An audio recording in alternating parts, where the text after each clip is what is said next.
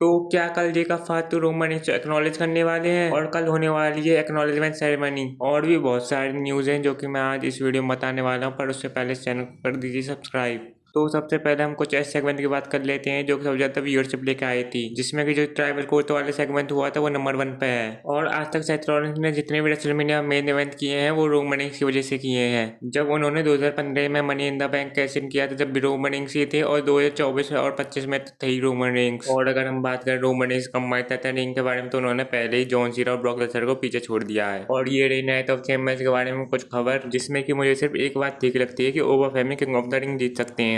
और Roman rings और जेका फातू का मैच तो शायद क्लैश इन इटली में होगा, और अगर over family king of the ring को जीतते हैं तो वो रोमन रिंग्स को ही चुनेंगे समर स्लैम के लिए। और ये है कुछ लॉन्गेस्ट टाइटल रेन, जिसमें कि सबसे बड़ा लॉन्गेस्ट यूएस टाइटल रिंग है डीन अम्ब्रोज का। अभी डीन अम्ब्रोज को WWE कंपनी से 6-7 साल हो गए, पर उनका जब भी टाइटल रिंग सबसे बड़ा है यूएस चैंपियनशिप के लिए। और उसोस का 622 दिन वाला longest tag team title reign, और इंटरकॉन्टिनेंटल चैंपियनशिप का सबसे लंबा रिंग है गंतर के पास। और अनडिस्प्यूटेड चैंपियनशिप के लिए हम जानते ही हैं उनका रिंग है 13-16 दिन का रोमन रिंग्स के पास। और अगर हम गंतर के बारे में बात करें तो गंतर ओरिजिनली प्लान थे रोमन रिंग्स से फ्यूड करने के लिए, पर अब वो कोडी रोड्स के साथ फ्यूड कर रहे हैं जो कि शायद उनका मैच की तरफ लीड कर सकता है क्लैश इन इटली में। और रोमन रिंग्स ने कल मैच खत्म होने के बाद कहा था कि जेकब तुम यहाँ बिलोंग नहीं करते और तुम्हारे आखिरी रात है। आस्का के बारे में खबर आ रही है वो शायद सेमी रिटायर्ड हो चुकी हैं बैकलेस के बाद, और कुछ समय बाद वो पूरी तरीके से रिटायर्ड भी हो सकती हैं। जिसके बाद अगर हम भूतिया वंदे की बात करें तो ये भूतिया वंदे का रिकॉर्ड बन चुका है जो 3-0 का, वो अभी तक अनडिफीटेड है। और ये हैं पिछले 3 साल से चैंपियन जिन्होंने अपना वर्ल्ड टाइटल रिटेन करा है बैकलेस के बाद। 2024 में एजे स्टाइल्स से कोडी रोड्स जीते थे, और 2025 में जॉन सीना जीते थे रैंडी ऑर्टन से, और 2026 में आप जानते हैं कि रोमन रिंग्स ने अपना टाइटल रिटेन किया है। और ये रेसलमेनिया के बाद पहले तो रैंडी ऑर्टन ने कोडी रोड्स को पीटा था, मैच खत्म होने के बाद फिर चैंपियनशिप उठाई थी, और ऐसे ही सेम टू सेम जेकब फातू ने रोमन रिंग्स को पीटा और उनकी चैंपियनशिप उठाई है। और अगर हम जॉन सीना क्लासिक की बात करते हैं तो जॉन सीना क्लासिक में ऑडियंस वोट करेगी कौन चैंपियन होने वाला है। और ईओ स्काई और आस्का के मैच के बारे में रिया रिप्ली ने भी मैसेज किया है, और कल जो फैंस एक और मैच की मांग कर रहे थे जॉन सीना से, जो कि जॉन सीना बिल्कुल नहीं लड़ने वाले हैं क्योंकि उन्होंने पहले ही कह दिया था कि मैं रिटायरमेंट के बाद एक भी मैच रेसल नहीं करूंगा।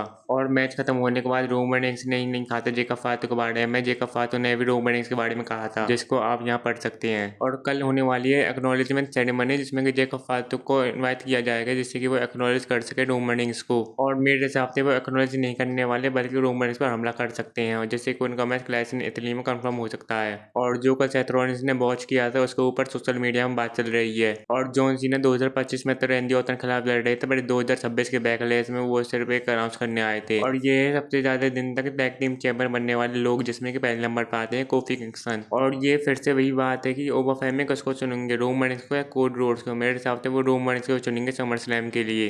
तो आज के लिए इतना ही, बाकी मिलते हैं आपसे अगली वीडियो में, जब तक के लिए गुड बाय।